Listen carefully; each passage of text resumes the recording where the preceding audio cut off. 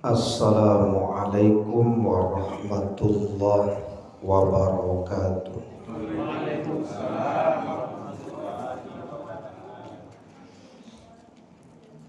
Hamdan wa syukran lillah, salatan wa salaman ala rasulillah. Ashhadu an la ilaha illallah wahdahu la syarikalah wa ashhadu anna muhammadan abduhu wa rasuluh la nabiyya ba'da.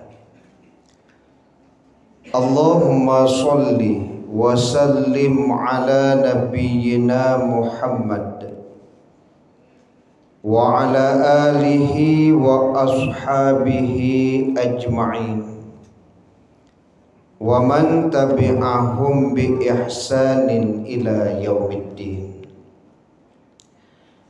Qala Allah ta'ala fil Qur'anil Karim,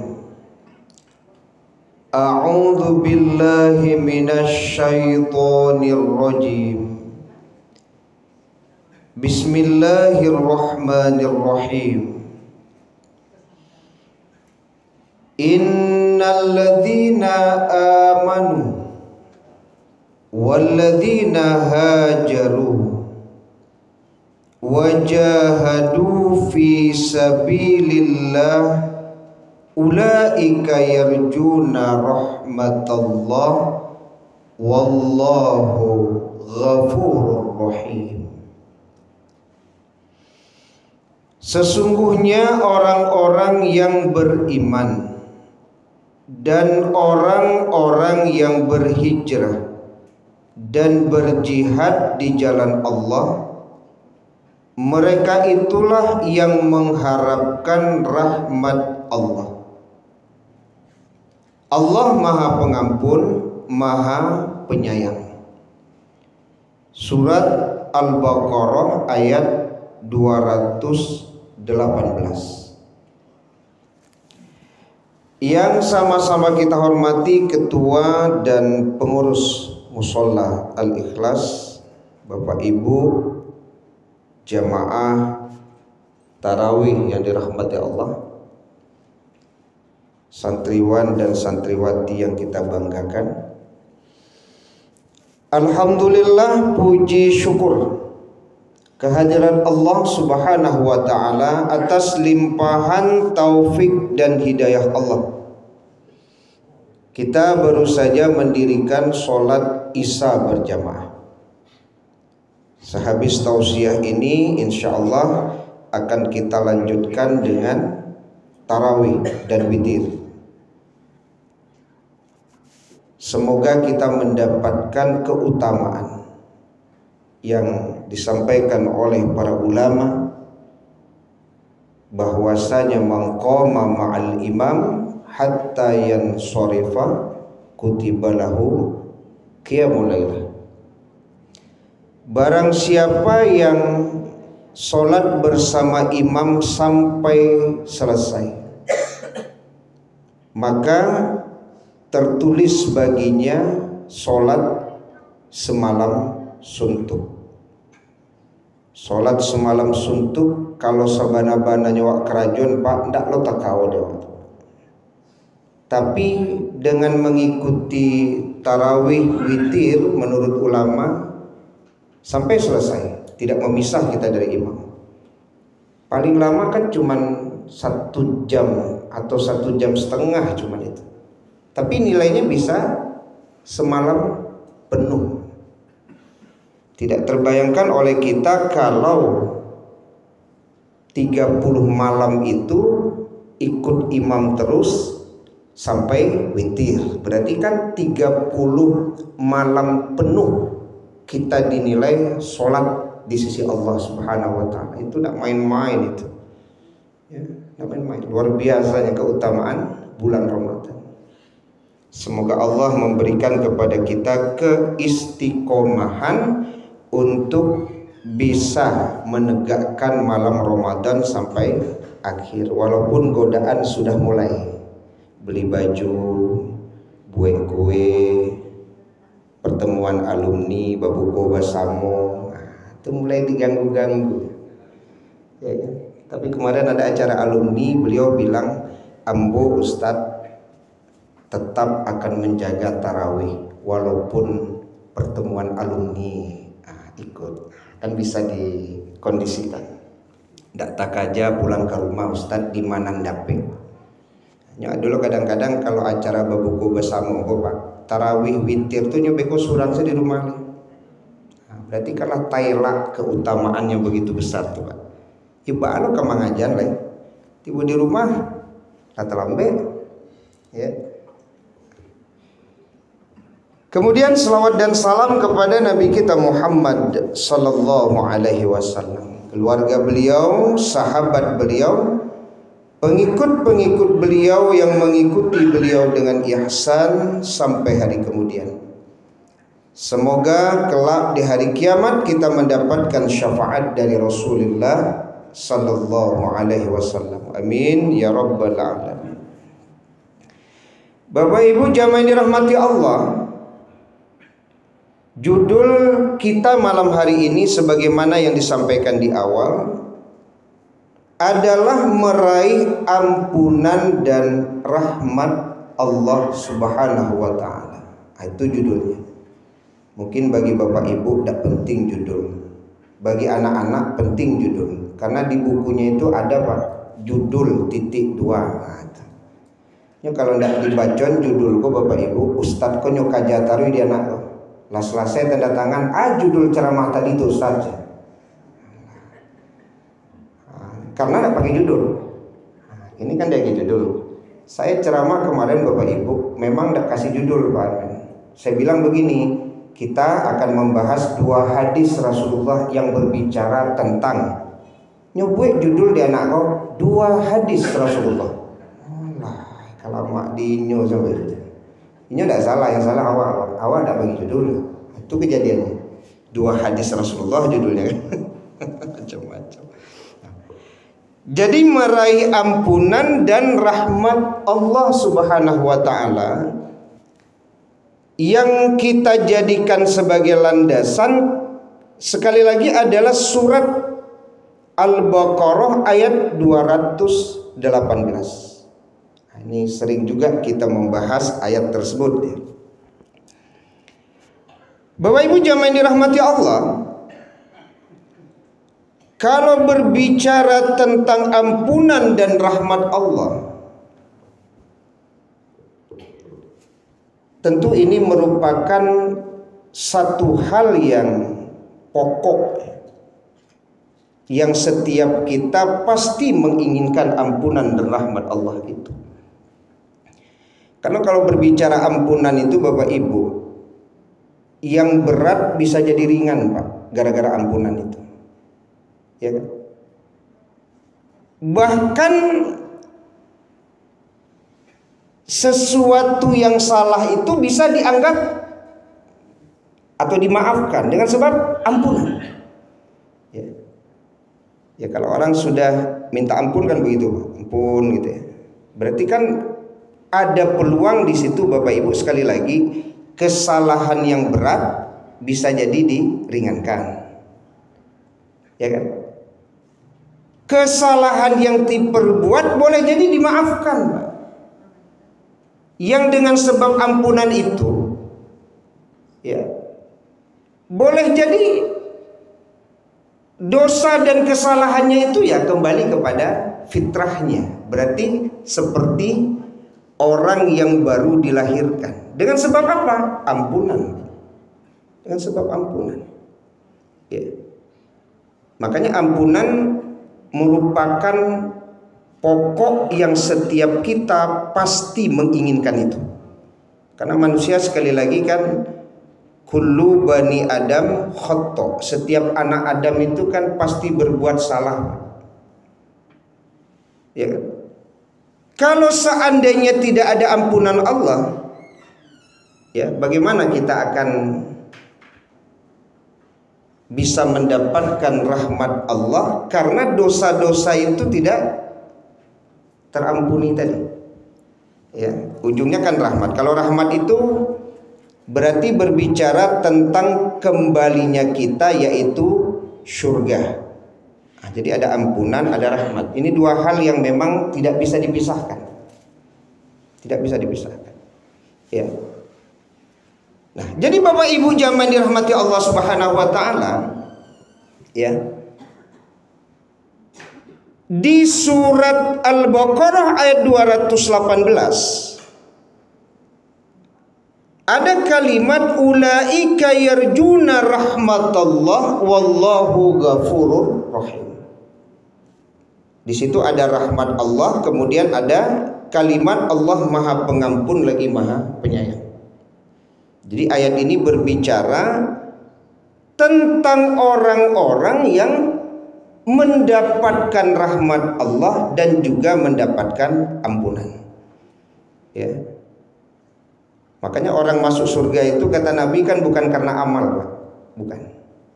Termasuk aku, kata Nabi.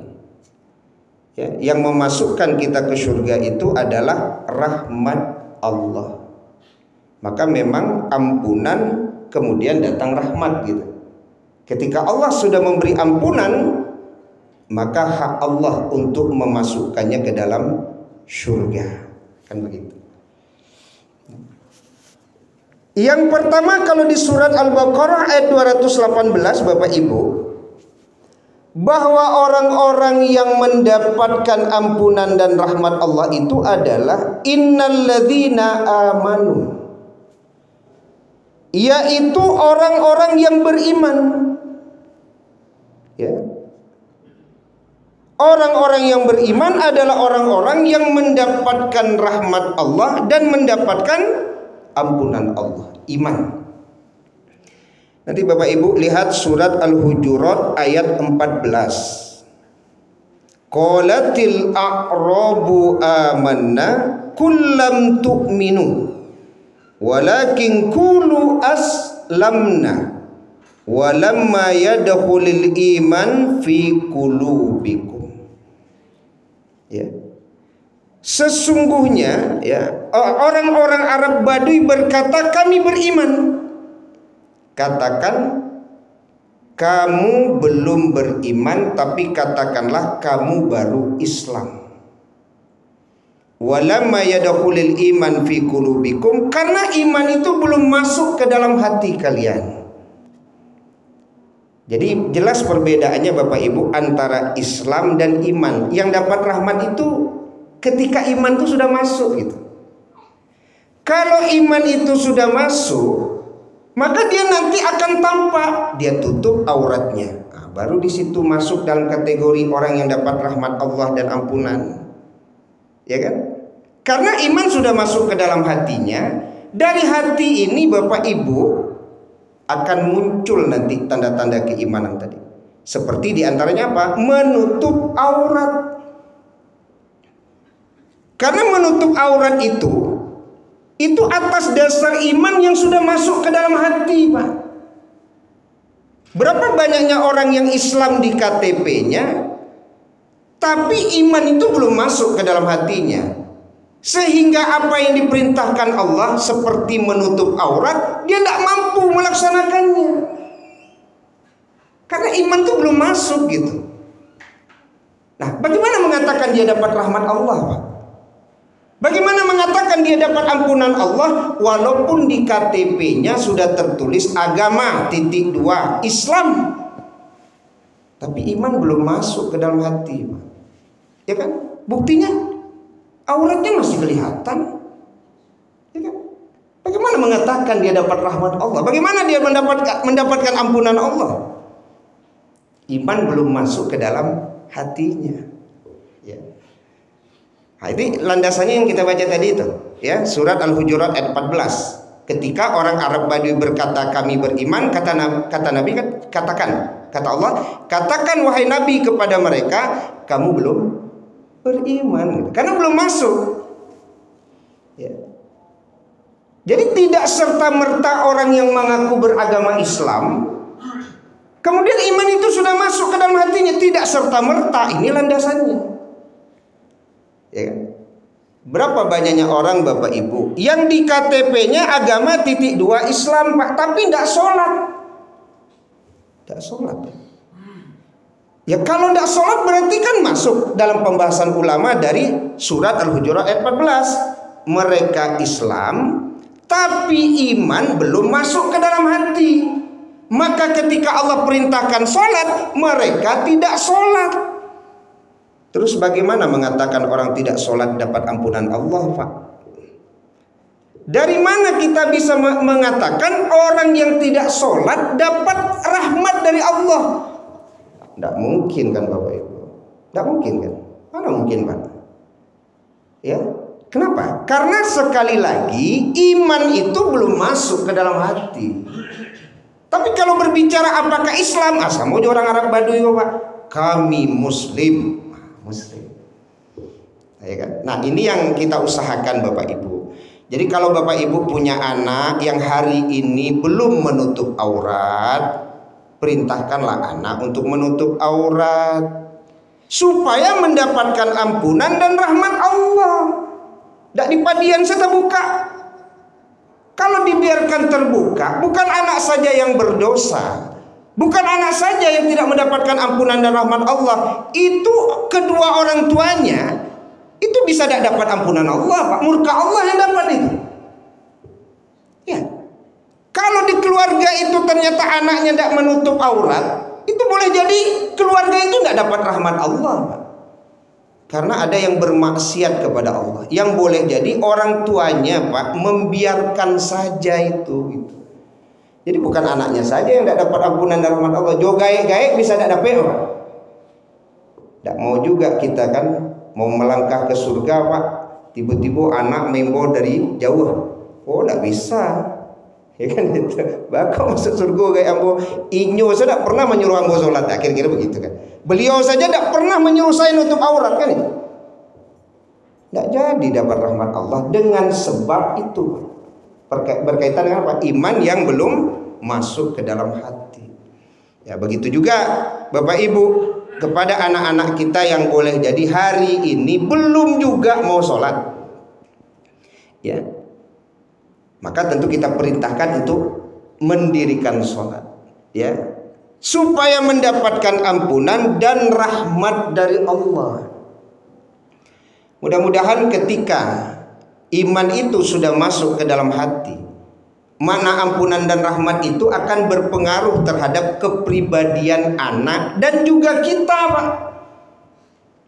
Mudah-mudahan Pak. Biasa tidak pakai hijab, sekarang pakai hijab. Coba lihat tuh kepribadiannya. Itu wujud dari rahmat Allah. Biasanya anak tidak sholat Pak. Sekarang diperintahkan sholat, dia sholat 5 waktu, dijaganya Pak. Coba lihat nanti bagaimana kepribadiannya. Itu kan wujud dari rahmat Allah. Apalagi kalau berkaitan dengan kehidupan akhirat. Rahmat itu artinya kan sesuatu yang kemudian membuat kita masuk ke dalam surga. Itu kan rahmat. Jadi Bapak Ibu jamaah ini rahmati Allah Subhanahu wa taala, ada Islam, ada iman. Ya. Jadi orang-orang yang beruntung itu ketika iman itu masuk ke dalam hati, di situ ada ampunan, di situ ada rahmat. Ya. Kalau yang pernah kita singgung dulu Bapak Ibu, kemampuan kita bersabar Pak atas kejahatan tetangga itu karena iman itu. Kalau tidak gara-gara iman Pak, mungkin namu awak egang-egang rambut orang sebelah. Ya Pak. Kalau bukan karena iman, yang membuat ibu bersabar itu kan iman itu. Tidak usahlah dilawan, kok dilawan beko bedo kan itu. Bacaka awak orang banyak, itu iman tuh. Kesabaran seseorang Pak menghadapi kejahatan orang lain, kejahatan tetangga, kejahatan orang-orang yang ada di sekitar kita, itu kan iman itu. Kan ada sabar. Sabar itu kan buah dari keimanan itu yang sudah masuk ke dalam hati. Makanya orang-orang yang bersabar, dia akan mendapatkan ampunan Allah dan curahan rahmat Pak. Dia dapat. Makanya kan innallaha ma'as sabirin. Sesungguhnya Allah bersama orang-orang yang sabar. Ya. Jadi iman itu sekali lagi tidak ditemukan hanya di sholat Pak. Iman itu sekali lagi tidak hanya ditemukan ketika kita berhijab. Iman itu tidak saja ditemukan ketika kita puasa Ramadan, Pak. Iman itu juga ditemukan di saat kita bersabar atas kejahatan orang kepada kita. Disitulah ada iman. Makanya orang-orang yang penyabar itu, Bapak Ibu, curahan rahmat dari Allah itu banyak. Ya, ampunan bagi dia banyak itu. Ya, itulah iman. Ya. Mudah-mudahan Bapak Ibu jamaah dirahmati Allah Subhanahu wa taala. Ya, jadi berbicara kembali, walamma yadkhulul iman fi qulubikum. Orang yang akan mendapatkan ampunan Allah dan rahmatnya adalah orang-orang yang iman itu memang masuk ke dalam hatinya. Itu dia. Jadi tidak sebatas hanya Islam. Ya. Kalau Islam sama dengan orang Arab Badui tadi. Ya, jadi ada penekanan di situ. Iman belum masuk ke dalam hati mereka. Mudah-mudahan Bapak Ibu, ya, kita mampu memasukkan iman ke dalam hati, ya, hati kita. Ya. Yang kedua adalah walladzina hajaru. Orang yang akan mendapatkan ampunan Allah dan rahmat Allah itu adalah orang-orang yang hijrah. Kalau hijrah itu kan wal muhajiru man hajara ma nahallahu an, kan orang-orang yang disebut muhajir, orang hijrah itu adalah orang yang meninggalkan apapun yang dilarang oleh Allah. Kenapa kok dapat ampunan dan rahmat Allah? Karena kan kita pernah bahas Bapak Ibu, meninggalkan perbuatan yang dilarang Allah, Pak, itu tidak kalah beratnya dengan melakukan ketaatan kepada Allah, entah manan bare, kan? Ya, sampai waktu itu kita bahas kan apa yang disampaikan Imam Al-Ghazali, Bapak Ibu. Ya, orang boleh jadi banyak yang mampu mendirikan sholat, tapi dari sekian banyak yang mendirikan sholat, berapa di antara mereka yang mampu meninggalkan perbuatan dosa dan maksiat? Saya sampai mencontohkan waktu itu, anggaplah ada 20 orang, Pak, yang rajin sholat 5 waktu bahkan berjamaah.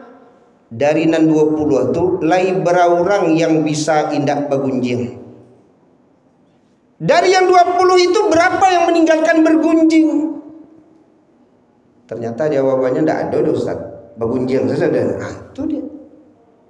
Jadi kalau hijrah dipahami meninggalkan apa yang dilarang Allah, meninggalkan apa yang dilarang Allah itu lebih berat Bapak Ibu dengan menjalankan ketaatan. Maka di situ ada rahmat dan ampunan Allah. Coba bayangkan, Pak, orang yang sudah candu, Pak, dengan minum, lah candu ju minum, di ma orang beralek, Pak, nyu minum, di ma ada pertemuan nyu minum, sampai kawan mengecek kok kami imboinyo ang siapkan minum tuh, Pak, minum, Pak.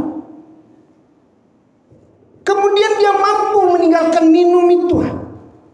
Kan itu yang hijrah, Pak. Ambo dak minum gini lada.